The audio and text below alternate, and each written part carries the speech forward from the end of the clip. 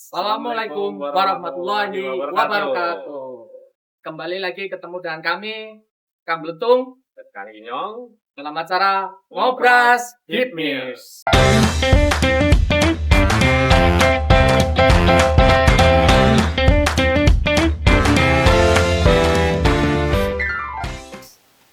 Hipmis, di hari Lebaran ini, kami dari Kang Blutung dan Kang Inyong dan segenap jajaran DPC HIPMI Kabupaten Cilacap mengucapkan taqabbalallahu minna wa minkum. Mohon maaf lahir dan batin. Apabila kami banyak kesalahan, mohon dimaafkan ya Hipmis. Begitu juga sebaliknya, Hipmis sudah pastinya saya maafkan dong. Ya enggak?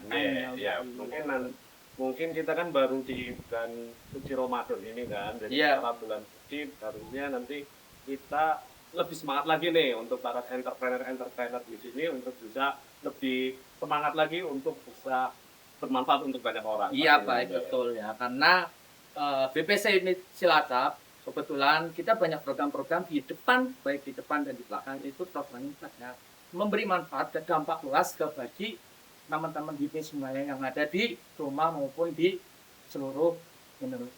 Gitu Hipmis. Nah, di momen Lebaran ini mungkin Hipmis bertanya itu kok ada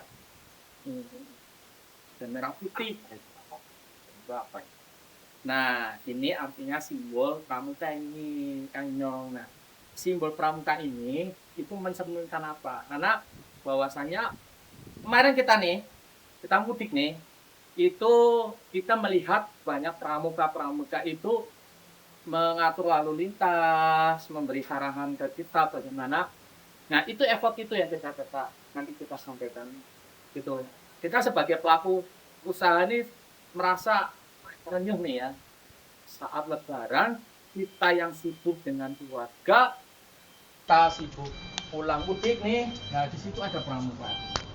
Menurut Kang Inyong ini gimana ini tanggapan kayak gitu? Itu kan semangatnya luar biasa sekali itu. Oh ya, jadi memang ada organisasi yang nggak terlihat sebenarnya. Nah, itu dia. Ketika kita lagi sibuk ngomset kan biasanya Iya, para entrepreneur betul. biasanya waktu Ramadan itu adalah saatnya buat kita nyari omset ya, Ya, kan biasanya itu karena dia. trafficnya banyak banget Ya, nih. Dan itu. ternyata ada orang yang memang atau organisasi yang memang lebih mementingkan untuk kepentingan umum. Nah, itu gitu dia, kan. itu yang nanti kita bawa, kita kulik nih.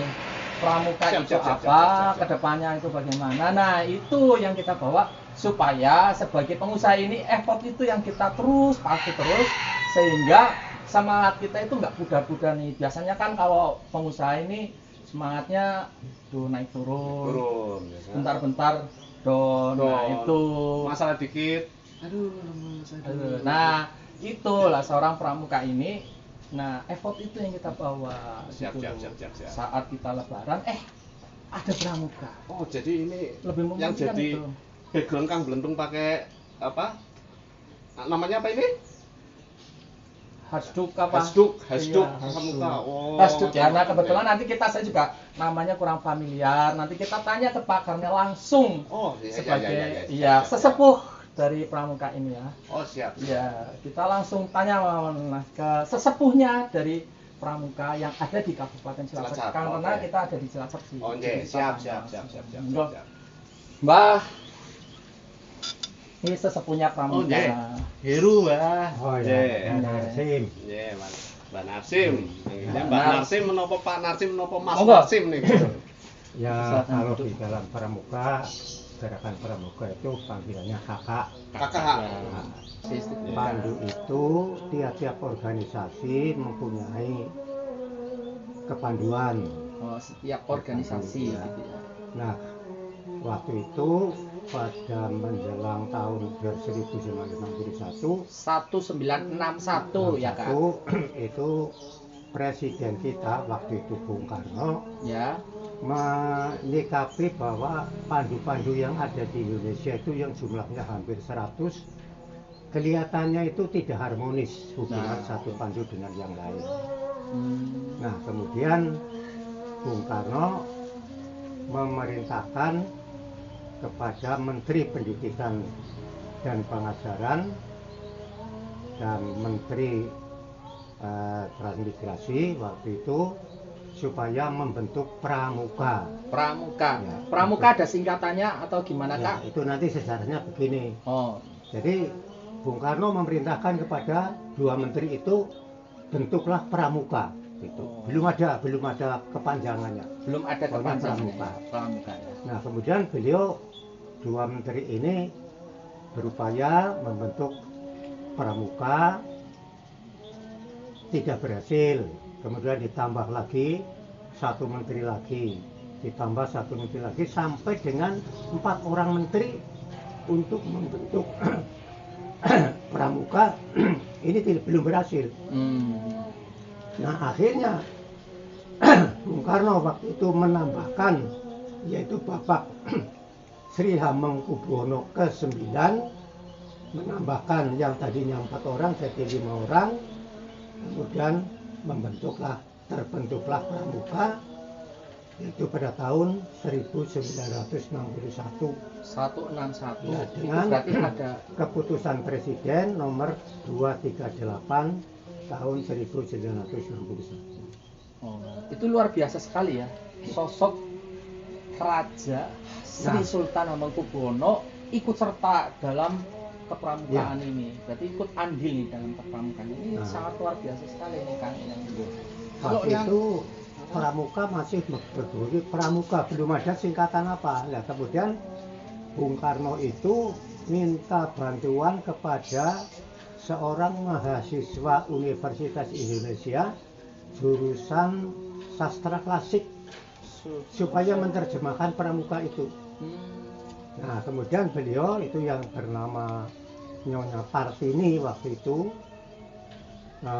menjabarkan dari kata pramuka itu, dijabarkan menjadi Praja Muda Karana.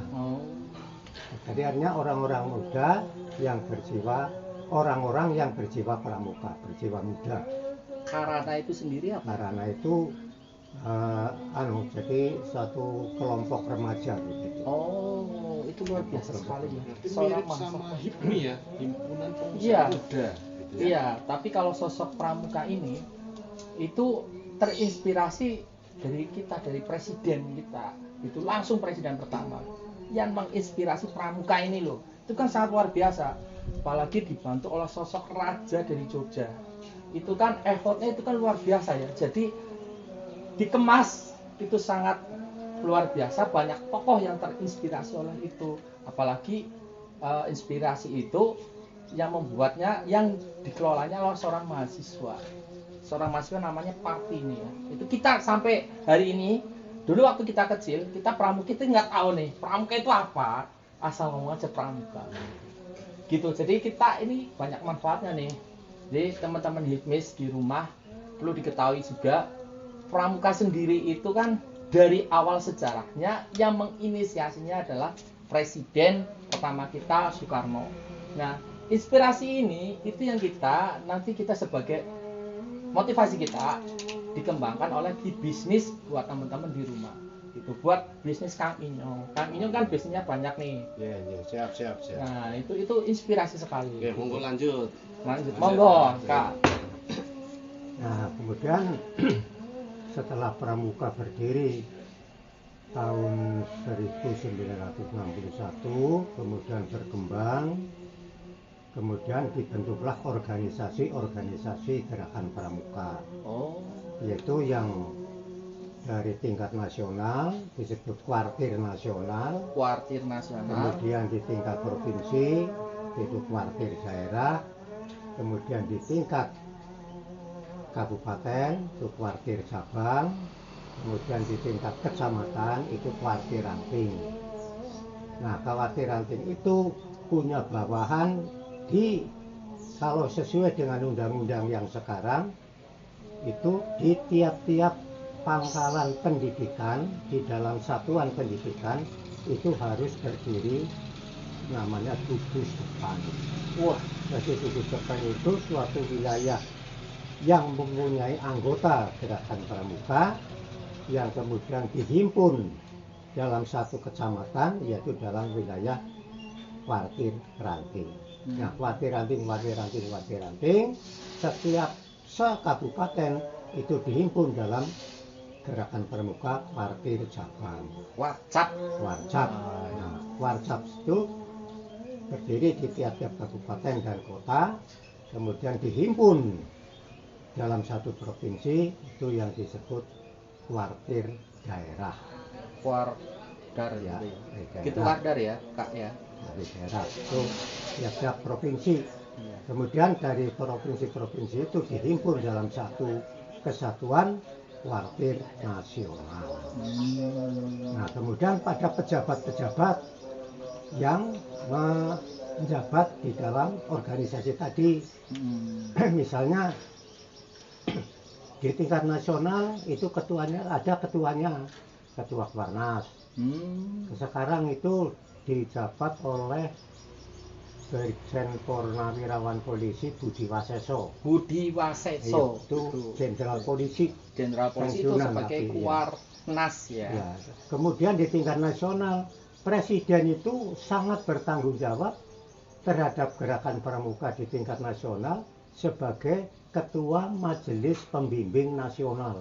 Luar biasa ini langsung Jadi dari presiden ini langsung menjadi ketua pembimbing ketua nasional. macam-macam. Terlihat sederhana, tapi dari akar rumputnya itu sangat luas sekali. Ini luar biasa sekali pramuka. Kita nggak pernah tahu kan, yang kita kenal di jalan, setiap ada momen pasti ada pramuka.